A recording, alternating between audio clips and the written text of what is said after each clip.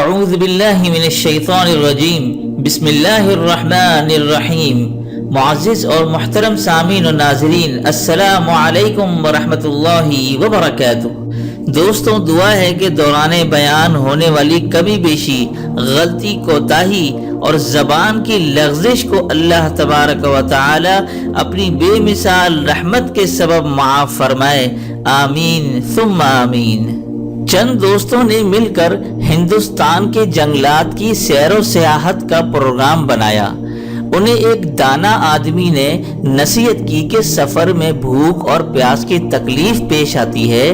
پر خطرہ اور جنگل و بیابان کے علاقے میں اگر کوئی چیز کھانے کو نہ ملے تو بھوک کی شدت میں گھاس اور درختوں کے پھل اور پتوں پر گزارا کر لینا۔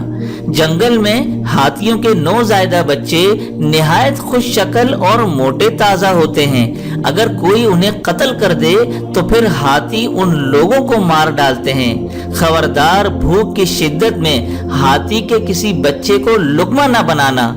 اگر تم نے ہاتھی کے بچے کو بھون کر کھایا تو اس کی ماں ہتنی آہوازاری سے آسمان سر پر اٹھا لیتی ہے اور پھر وہ تمہیں زندہ نہ چھوڑے گی۔ گھاس اور پتے کھا کر گزارا کر لینا، مگر ہاتھی کے بچے کو نہ مارنا۔ دانا آدمی نے کہا کہ میں نے اپنا فرض ادا کر دیا ہے، اگر تم نے لالچ سے میری نصیحت پر عمل نہ کیا تو پھر تمہاری خیر نہیں۔ سارے دوست سیر و تفریح کرتے ہوئے ایک جنگل میں پہنچے۔ خورد و نوش کا جو سامان موجود تھا انہوں نے اس سے گزارا کر لیا۔ دوسرے دن خوراک کی نایابی اور بھوک سے نڈھال ہوئے تو ان کی ایک موٹے تازے ہاتھی کے بچے پر نظر پڑی۔ اس کی ماں اس کے پاس موجود نہ تھی۔ مست بھیڑیے کی طرح وہ نوجوان مسافر اس بچے پر ٹوٹ پڑے۔ نہ آؤ دیکھا نہ تاؤ، جھٹ پٹ اسے پکڑ کر ذبح کر ڈالا۔ ہاتھی کے بچے کا گوشت انہوں نے بھون کر اور خوب جی بھر کر کھایا۔ ان میں ایک نوجوان نے اس دانا آدمی کی نصیحت پر عمل کرتے ہوئے گوشت نہ کھایا۔ تھوڑی دیر بعد گوشت کے خمار سے تمام مست ہو کر سو گئے۔ اب جو اس ڈنر پارٹی میں شریک نہ ہوا تھا وہ ابھی جاگ رہا تھا۔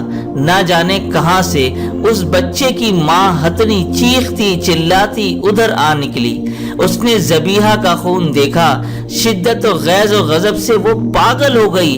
پہلے وہ اس نوجوان کے قریب آئی جو ابھی تک جاگ رہا تھا۔ اس سے اسے بچے کی گوشت کی بو نہ آئی۔ پھر ہتنی نے ان سوئے ہوئے نوجوان کے گرد 3 مرتبہ چکر لگایا۔ ان میں ہر ایک سے اسے بچے کے گوشت کی بو آئی۔ اب اس کے انتقام کی آگ بھڑک اٹھی۔ اس نے غصے سے باز کے اوپر پاؤں رکھ کر ان کو کچل ڈالا اور باز کو اپنی سونڈ میں لے کر ان کے 2 ٹکڑے کر دیے۔ اے خلق خدا کا ناحق خون کرنے والے، اپنی اس حرکت سے باز آ جا۔ ظلم کا مکر ظالم کے منہ کی بو سے ظاہر ہو جاتا ہے۔ یہاں ہمیں درس ملتا ہے کہ امت کے اعمال رسول اللہ صلی اللہ علیہ وسلم کی خدمت میں پیش کیے جاتے ہیں، لہٰذا آپ صلی اللہ علیہ وسلم کو ہمارے نیک و بد اعمال کی خبر ہوتی ہے۔ تیرے کبر اور حرص کی بو بوئے پیاس کی طرح چھپائے چھپ نہیں سکتی۔ تو اللہ تبارک و تعالی سے دعا ہے کہ اللہ تبارک و تعالی ہمیں لوگوں کے حقوق جاننے اور ان کے حقوق کی قدر کرنے کی توفیق عطا فرمائے، آمین ثم آمین۔ وآخر دعوانا ان الحمد للہ رب العالمین۔